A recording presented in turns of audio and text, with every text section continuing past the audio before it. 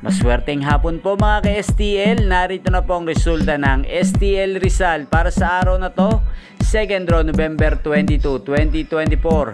Araw ng Biyernes. Naway ang mga natayan niyo pong mga numero kanina ay manalo nawa ngayong hapong ito, 4 PM. Kaya kunin niyo na po ang inyong mga tickets.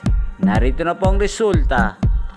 Ang mga numerong nanalo sa STL Rizal ngayong hapong ito, November 22, 2024, 4 PM, second draw result, 27 at 26 in exact order. Sa lahat po ng tumaya kanina para sa second draw ng 27 at 26, panalo po kayo. Congrats po sa inyo. Again, 27 at 26. At ngayon, shoutout po natin sa STL Rizal si Kuya Ambot. Kuya Ambot ng Rizal, shoutout po sa iyo. Nawa isa ka po sa swertihin ngayong araw na to sa STL Bulacan at sa lahat po ng mga taga Bulacan dyan, especially sa aking mga subscribers na walang sawang nanonood ng aking mga videos. Shoutout po sa inyo.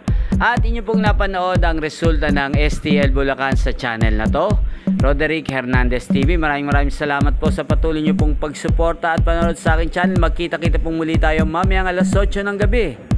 Dito lamang po sa channel na to.